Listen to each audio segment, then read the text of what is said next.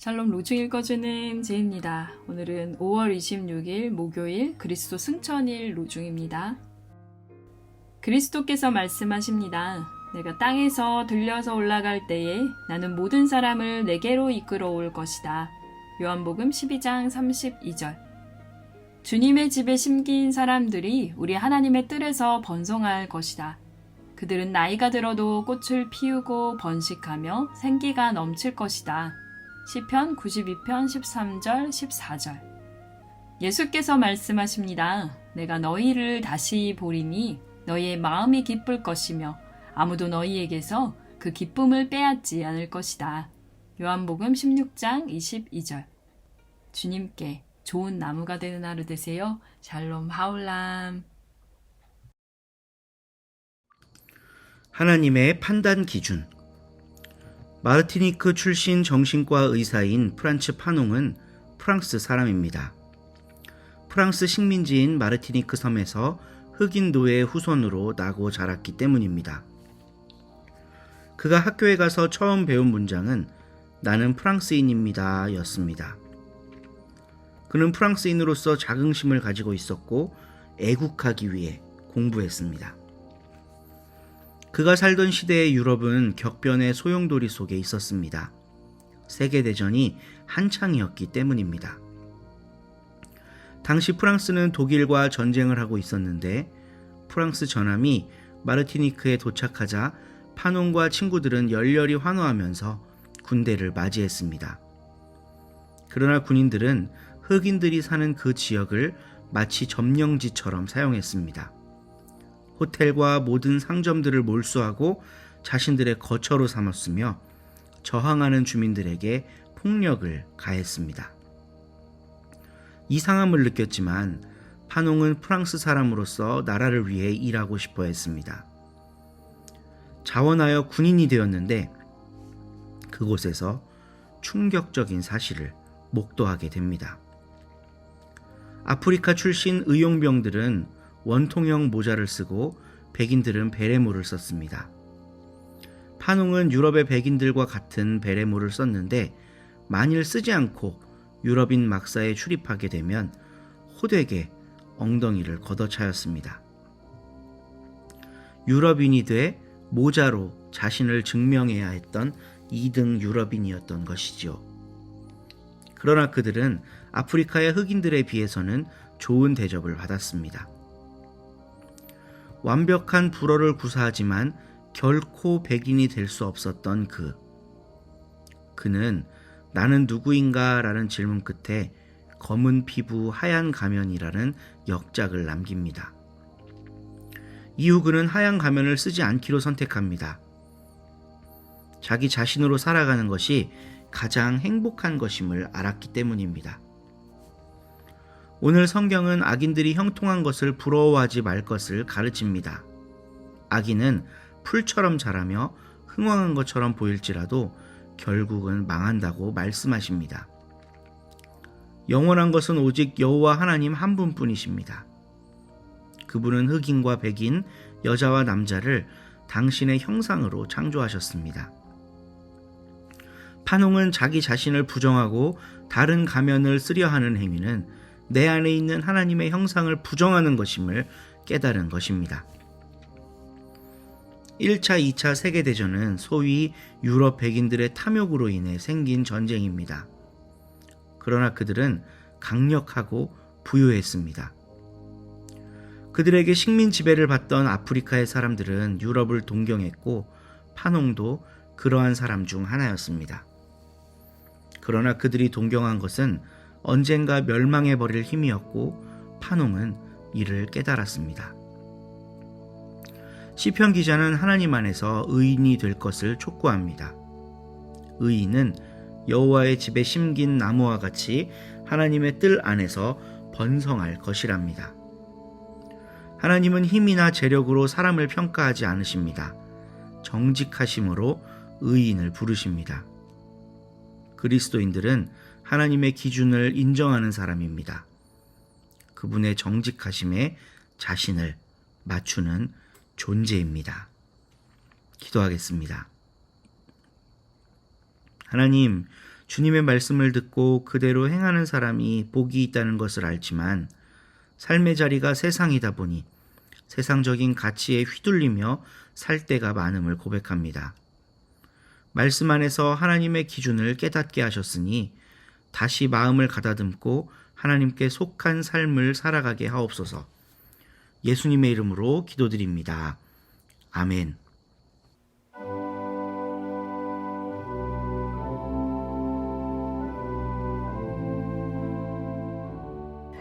누가복음 1장. 우리 가운데서 이루어 놓으신 일들에 대한 이야기를 엮어내려고 많은 사람들이 손을 댔습니다. 처음부터 직접 본 사람들과 말씀에 씨름꾼된 사람들이 우리에게 전해준 꼭 그대로 말입니다. 그런데 나도 시작 전부터 모든 것을 꼼꼼히 따라가 보았으므로 존귀하신 테오빌루스님, 어르신을 위해 차근차근 써 보내기로 마음먹었습니다. 어르신께서 들어서 배운 말씀들이 확실한 것임을 제대로 알게 드리려는 것입니다. 헤롯이 유대아의 임금이던 시절에 어떤 제사장이 있었다. 이름은 스가랴이고 아비야 모둠에 딸린 사람이다. 그에게 아내가 있었는데 아론의 여자 후손으로 이름은 엘리자베스였다. 둘 다 하나님 앞에서 올바른 사람이었다. 살아가면서 주님이 주신 계명과 규정을 모두 지켜서 나무랄 데가 없었다. 그런데 그들에게는 자식이 없었다. 엘리자베스가 아이를 갖지 못했기 때문이다. 또한 둘 다 나이가 많이 들었다. 한 번은 이런 일이 있었다. 아비야 모둠의 순서가 되어서 그가 하나님 앞에서 제사장 일을 맡아보고 있었다. 제사장들 사이에서 늘 해오던 대로 제비뽑기를 했는데 스가랴가 주님의 성전에 들어가서 향을 살라 바치게 되었다. 그가 향을 바치는 시간에 백성이 모두 무리를 지어 바깥에서 기도하고 있었다. 그런데 주님의 천사가 그에게 나타나서 향 피우는 제단 오른쪽에 서 있었다. 스가랴가 보고서 겁에 질렸고 두려움이 그를 덮쳤다. 천사가 스가랴한테 말했다. 스가랴님, 두려워하지 마세요. 그대에 매달리는 기도를 기도아마 들어주셨으니까요. 그대의 아내 엘리자베스가 아들을 낳을 겁니다. 그러면 그 이름을 요한이라고 하세요.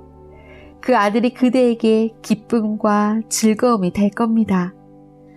그가 태어나면 많은 사람이 기뻐할 겁니다. 그가 주님 앞에서 훌륭하게 될 테니까요.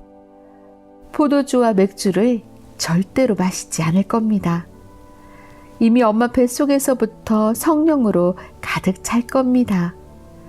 많은 이스라엘 사람들을 그들의 주 하나님께로 돌아오게 할 겁니다. 또 그는 엘리야의 영과 능력으로 주님보다 앞서와서 부모의 마음을 자식에게로 돌아오게 할 겁니다.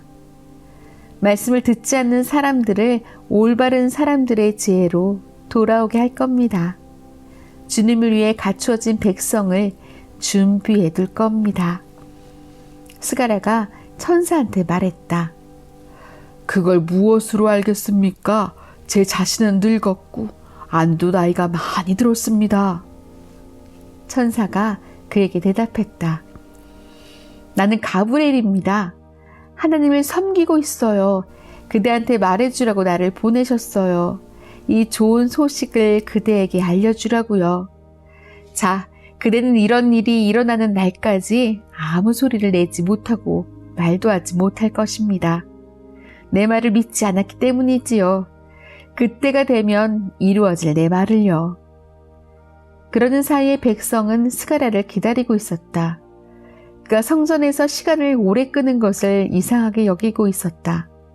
마침내 스가랴가 나왔지만 백성에게 말은 할 수 없었다. 그들은 스가랴가 성전에서 환상을 보았다는 것을 알아차렸다. 스가랴는 백성에게 몸짓만 하고 계속 말을 못하는 채로 지냈다. 그는 제사장으로 섬기는 날수를 다 채우고 떠나 자기 집으로 갔다. 이런 날들이 지난 뒤에 그의 아내 엘리자베스가 아기를 가져 5개월 동안 나다니지 않았다. 그리고 이렇게 말했다. 주님이 살펴봐 주신 날에 나에게 이렇게 해주셔서 사람들이 흉불거리를 내게 해서 없애주셨다. 6째 딸의 천사 가브리엘을 하나님이 갈릴레아의 도시로 보내셨다. 그곳 이름은 나사렛이었다. 어떤 처녀한테로 보내셨는데 그는 이름이 요셉인 남자와 약혼한 여자였다. 요셉은 다윗 집안 사람이었다. 처녀의 이름은 마리아였다.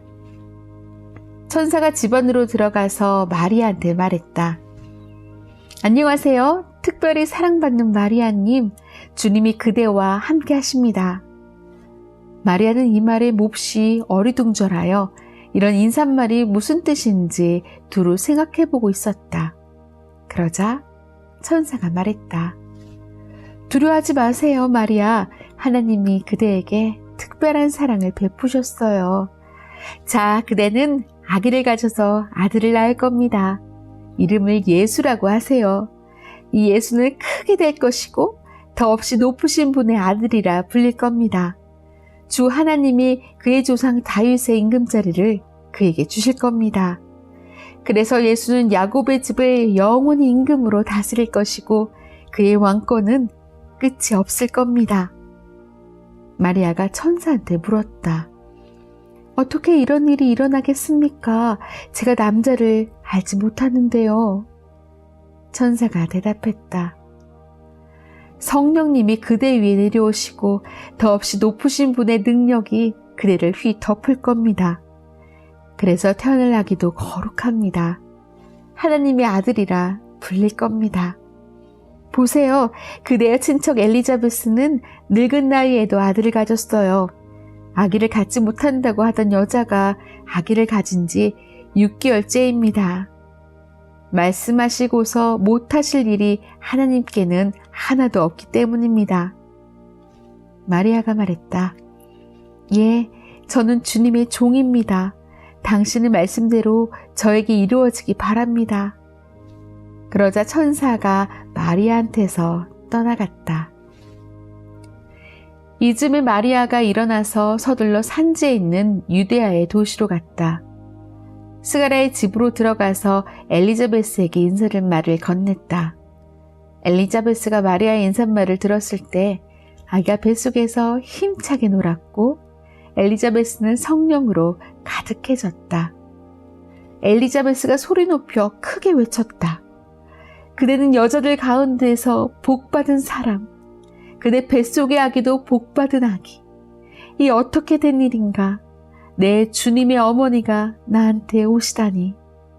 보세요. 그대의 인사말 소리가 내 귀에 들렸을 때 아기가 내 뱃속에서 큰 즐거움으로 힘차게 놀았어요. 복 있습니다. 주님이 말씀해 주신 것들이 이루어질 것이라고 믿는 여자는요. 그러자 마리아가 찬양했다. 높여드리네. 내 영혼이 주님을. 기뻐 뛰었네. 내 영이 내 구원자 하나님을 생각하며 주님의 종인 나의 낮음을 굽어 살피셨기 때문이네. 아, 이제부터는 나를 복 있다고 할 것이네. 모든 세대가 나에게 큰 일들을 해주셨네. 능력의 하나님, 거룩하네. 그분의 이름은. 그분의 한결같은 사랑은 대대로 이어지네. 그분을 두려워하는 사람들에게로 그분의 팔로 힘을 드러내 보이셨네. 마음속으로 분수에 넘치게 생각하는 사람들을 흩어버리셨네. 권력진 사람들을 그 자리에서 끌어내시고 낮은 사람들을 들어올리셨네. 굶주린 사람들을 좋은 것으로 배불리 먹여주셨고 부자들은 빈손으로 되돌려 보내셨네. 그분의 막 일꾼 이스라엘을 도우셔서 한결같은 사랑을 잊지 않으셨네. 우리 조상들한테 말씀해 주신 대로였네. 영원히 아브라함과 그의 후손을 위해서였네. 마리아가 엘리자베스 집에서 3개월쯤 같이 지내다가 자기 집으로 돌아갔다. 아이 낳을 때가 차서 엘리자베스가 아들을 낳았다. 이웃 사람들과 친척들이 주님이 엘리자베스에게 한결같은 사랑을 크게 베푸셨다는 것을 듣고서 그와 함께 기뻐했다. 8일째 되는 날이었다. 그들이 아이에게 할 일을 시행하려 왔는데 아버지의 이름을 따서 아이를 스가랴라고 부르려 했다. 아이 엄마가 말리며 말했다. 안 돼요. 요한이라고 해야 해요. 그들이 아이 엄마한테 말했다. 그대의 친척 가운데 이 이름을 쓴 사람은 없어요. 한편 그들이 아이 아빠에게 아이 이름을 무엇이라고 하려는지 몸짓으로 물어보았다.